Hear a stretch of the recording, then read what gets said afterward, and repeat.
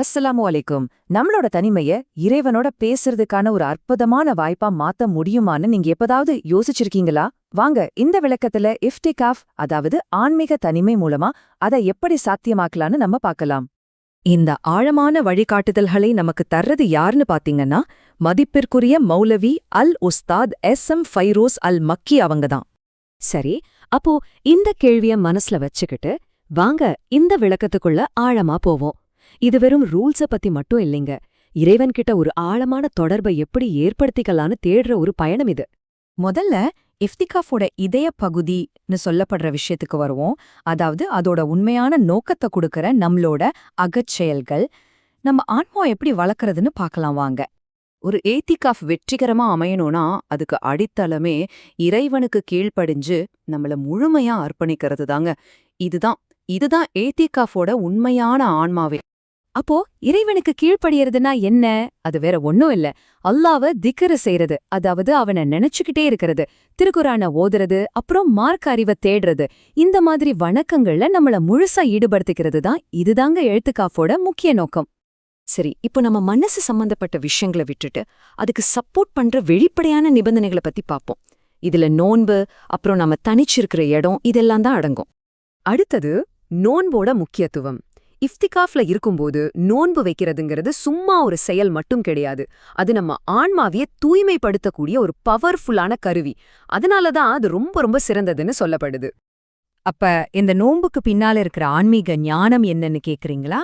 அது நம்ம மனசுல வர தேவையில்லாத ஆசைகளை கண்ட்ரோல் பண்ணி சிதறி போற நம்ம சிந்தனைகளை எல்லாம் ஒன்னு சேர்த்து நம்ம ஆன்மாவை பரிசுத்தப்படுத்துது. அடுத்ததா நம்ம இத்திகாஃப் இருக்கிற இடத்த பத்தி பார்க்கலாம்.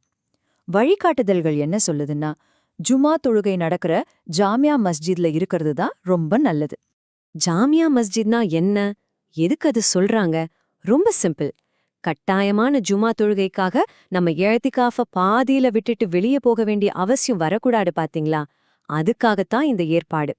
இப்போ நாம பார்க்க போறது மூணாவது ரொம்ப ரொம்ப முக்கியமான ஒரு ஒழுக்கம், நம்ம நாவ அடக்கிறது. ஆமாங்க, நம்ம பேச்ச கட்டுப்படுத்துறது இத்திகாஃப்ல ஒரு முக்கியமான அம்சம். இதோட முக்கியமான கருத்து என்னன்னா, நல்லதுன்னா மட்டும்தான் பேசணும், இல்லனா பேசவே கூடாது. ஏன் தெரியுமா? நாம பேசுற ஒவ்வொரு தேவையில்லாத பேச்சும் இஃப்திகாஃபோட ஆன்மீக பலனை குறைச்சிடும். அதனால மத்தவங்கள பத்தி புறம் பேசுறது, கோள் சொல்றது, அவமானப்படுத்துறது, இந்த மாதிரி எந்த கெட்ட பேச்சும் நம்ம கிட்ட இருக்கவே கூடாது. ஒன்னு மட்டும் நல்லா ஞாபகம் வச்சுக்கோங்க, இறைவன்கிட்ட நம்மள நெருக்கமாக்காத பேச்சுக்கு மௌனமா இருக்கிறது எவ்வளவோ மேல். சரி, இப்போ நாம கடைசி கட்டத்துக்கு வந்துட்டோம். ஒரு நிறைவான இத்திகாஃபுக்கு நாம இதுவரைக்கும் பார்த்த அந்த 4 தூண்டுகளையும் ஒரு தடவை சுருக்கமா பார்த்திரலாம். இந்த 4 விஷயங்களை மட்டும் ஞாபகம் வச்சுக்கிட்டா போதும். 1. வணக்கத்துல நம்மள ஈடுபடுத்திக்கிறது. 2. நோன்பு நோக்கிறது. 3. சரியான மஸ்ஜிதை தேர்ந்தெடுக்கிறது. 4. நம்ம நாவ பாதுகாக்கிறது.